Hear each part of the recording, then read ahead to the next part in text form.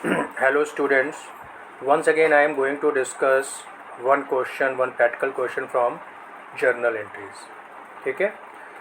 Already I have explained you classification of accounts. We can break accounts in major three parts: personal account, real account and nominal account. I am just revising.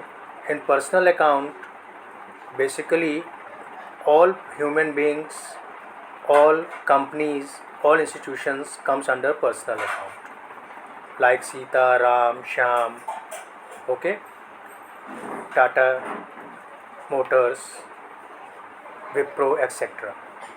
And rule of personal account is debit the receiver, credit the giver. Similarly, for real account, all assets of the business comes under real account, like furniture, building, plant, etc.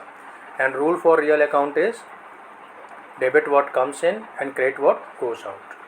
Clear? Last one is nominal account. In nominal account, we record all expenses and incomes of the business, debit all expenses and credit all incomes. What I told you, you just read the transaction and then identify what accounting aspects are involved in that particular transaction. It's quite obvious. One accounting head or one head will be debited, another will be credited with the same amount. Always remember, total of debit should be equal to total of credit while you are preparing journal book. Is it clear? So now read very first transaction. In first transaction, it is given bought goods for rupees 1 lakh from Ram. Here you have to identify कि कौन से accounting aspects इस transaction में involved हैं. तो very first bought goods means you are purchasing goods. तो first aspect of accounting is purchase from Ram. किससे purchase कर रहे हैं? राम से. क्लियर? तो इस ट्रांजेक्शन में दो हेड्स इन्वॉल्व हैं. Number one is purchase, number two is Ram. Purchase is your, you can say कि either it will, if you are assuming this as a goods, तो it is a real account. Otherwise purchase you can treat also as an expense for a business. तो purchase के ऊपर आप real account और nominal account दोनों के rules apply कर सकते हो. Here we are using real account rule. In real account rule purchase को हम क्या मानेंगे? Goods are coming into the business. तो बॉट गुड्स परचेज को क्या करना चाहिए? डेबिट. रियल अकाउंट रूल क्या है? Debit what comes in. Ram belongs to personal account. Ram is a human being, belongs to personal account, and Ram is supplying the goods to the business. That's why Ram is a personal account and it should be credited. Clear students? Next, sold goods bought from Ram to Shyam at a profit of 20%. हमने क्या किया था? राम से 1 लाख के goods purchase किए थे. अब यही गुड्स हम सेल कर रहे हैं. ठीक है, किसको? श्याम को. At a profit of 20%. तो जो हमारी परचेज वैल्यू थी वो कितनी थी? 1 lakh. But now our sale value will be much more because we are adding profit there. तो 1 lakh plus 20%, तो sale value will become 1,20,000. Clear? तो यहाँ पे दो एस्पेक्ट कौन कौन से इन्वॉल्व हैं? Number one is sold goods, that means sales, and number two to whom we are selling the goods, mister Shyam. तो इस ट्रांजेक्शन में हम किसको गुड्स सेल कर रहे हैं? श्याम को सेल कर रहे हैं. अब हमें ये पता लगाना होता है कि either this transaction is a cash transaction और क्रेडिट ट्रांजेक्शन. इस क्वेश्चन में कहीं पे कुछ क्लियर कट मेंशन नहीं है, तो वी विल एज्यूम कि this is our credit transaction. Clear?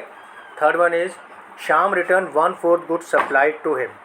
आपने 1,20,000 के गुड्स श्याम को सेल किए थे और उसमें से श्याम ने 1/4 यानी 1,20,000 का 1/4 कितना हो जाएगा?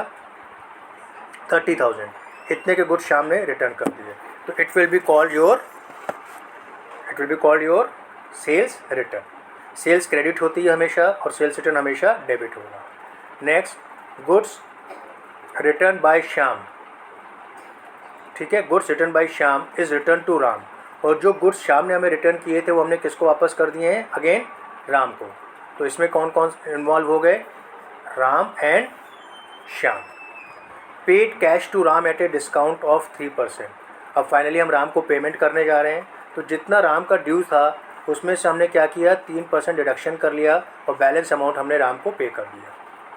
Shyam settled his account by cheque of ₹88,000. और शाम को हमने गुड सोल्ड किए थे and Shyam paid us ₹88,000. Clear?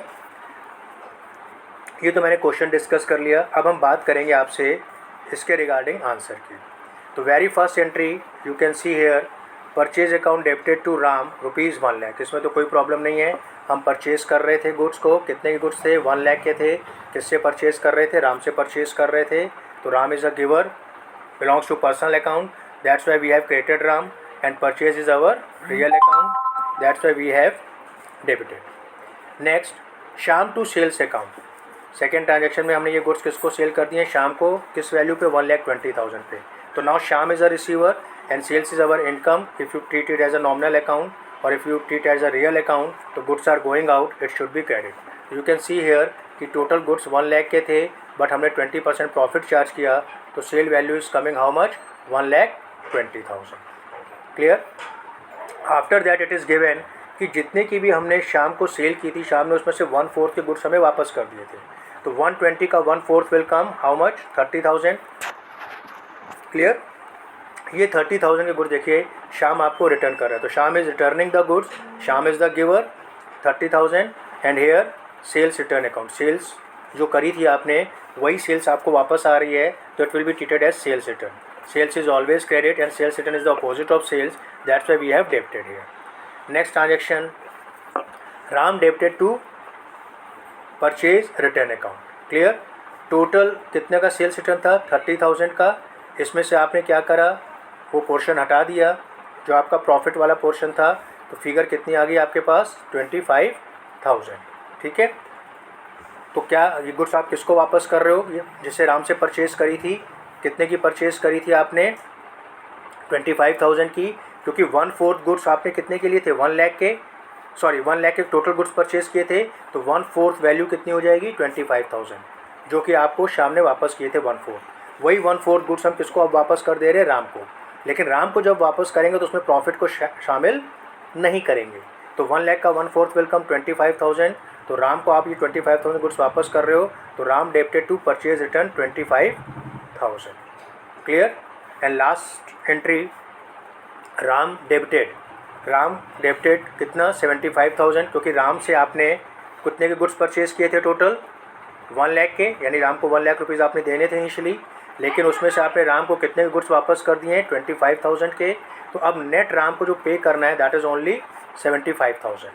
तो आपने राम को कितने से डेबिट किया, 75,000 से, लेकिन but here Ram is given the discount to you. तो discount you are getting how much, 2,250, and balance amount 7,250 you have been paid. Since cash is going out, और कैश किसको बिलोंग करेगा, रियल अकाउंट को। तो real account का accounting rule क्या है, debit what comes in, credit what goes out. Since cash is going out, that's why you have created cash here 7,2,750। Once again, business is receiving the discount, Ram हमें discount दे रहा है payment के time पे, तो discount हमारे लिए favourable है। It is our income, belongs to nominal account, and nominal account rule is debit all expenses and credit all incomes, that's why we have created discount received account. I hope कि it should be clear to all of you. If any problem, so we will discuss in live class. Thank you students. That's all for today.